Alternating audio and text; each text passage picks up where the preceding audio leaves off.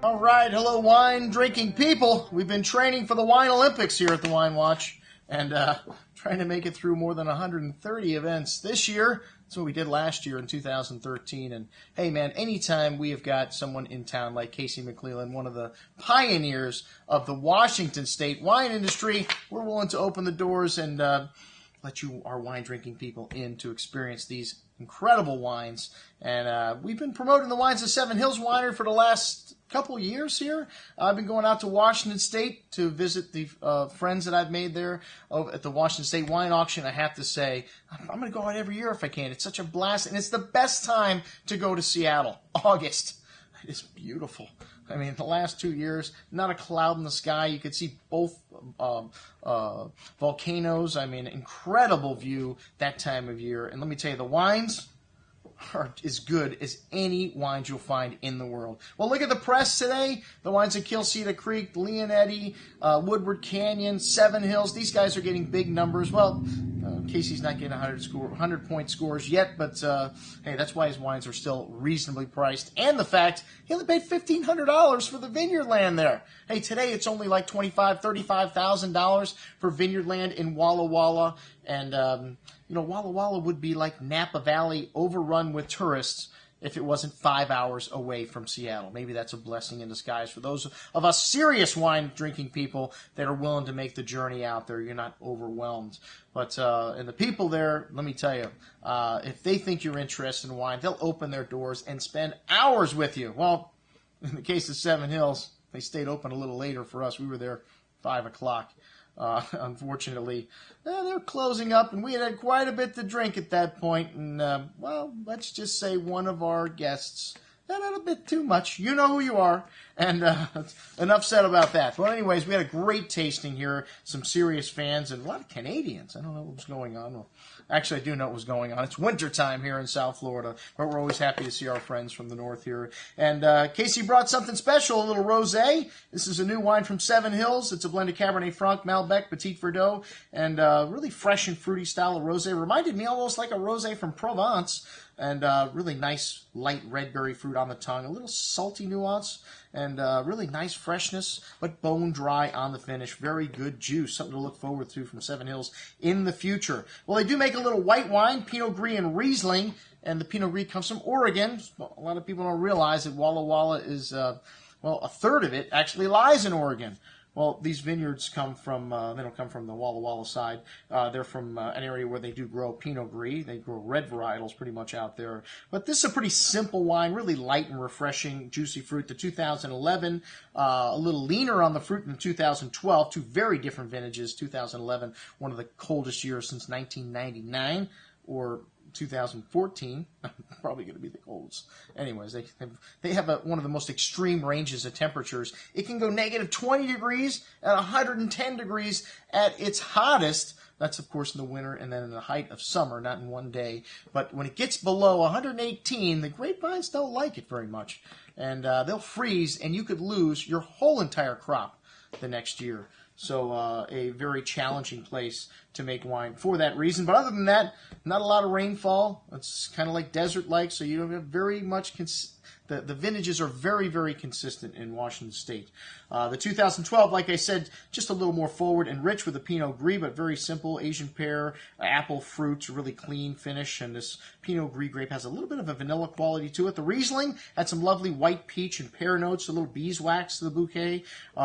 Both of these wines like $15, though. Incredible values.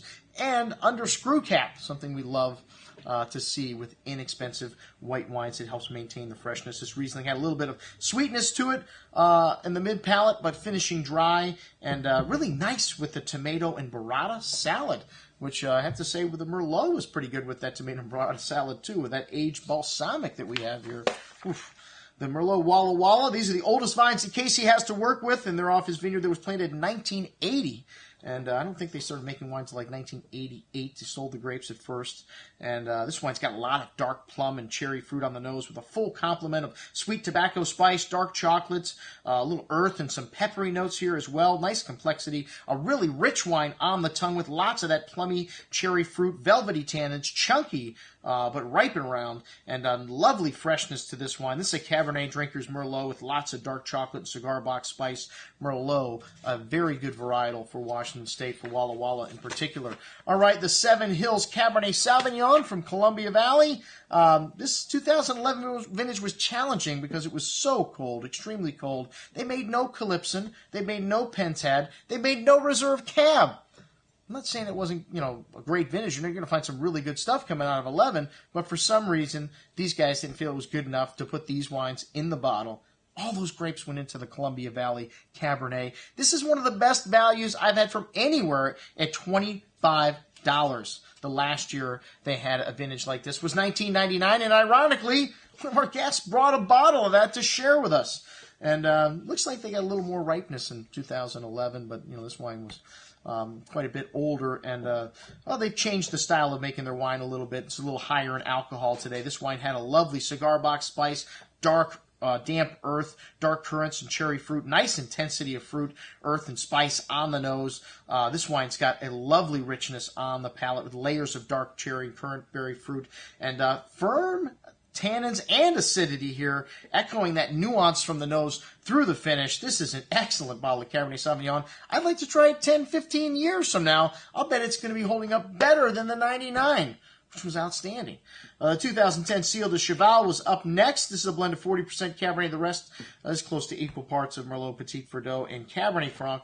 This wine's got a lot of dark spices. 2010, not quite as cold as 2011, but still a cool vintage. A lot of fresh plowed earth, coffee, chocolate, a really classic style vintage. Opened up, and the next day in the glass really started to show nicely, and big and chewy on the tongue with excellent structure, nice depth of flavors here, very classic, a firm underbelly of acidity and all that earth and spice nuance from the nose showing up through the finish, really good. And this wine needs a little time, but most excellent juice. The Calypsin, also most excellent juice. This wine's got a good amount of dark berry and plum fruit on the nose, an array of fresh plowed earth, dark spices, mocha, really tightly wound. Seemed even more tightly wound than the Seal de Cheval, but big and chewy on the tongue. Layers of that dark currant and cherry fruit, an array of spice, espresso, mocha, and a firm hand of acidity and tannins here, but everything in balance, a lot of fruit. This wine needs more time in the bottle to come together, but most excellent juice. And if you're looking at wines in this quality range, they're going to be $100 from Napa Valley. An incredible value, even though these wines aren't cheap, $40 to $50 a bottle. Like I said, try them 10 years from now and put them against things that are double that price from other parts of the world. You'll be incredibly surprised. The 1999 still had some fruit left, but it was more of a sour cherry fruit to this wine than black fruits that are in the new releases. This wine also had a good amount of fine herbs, dried tobacco spice, a nice elegance to the palate. The tan is now silky smooth, still showing some fruit though, fine herbs, a little peppery spice to the finish. A little lighter style back then, but still quite ageable. This wine, excellent. And like I said, you could probably keep it another 3, 5, 10 years if you got a nice cellar.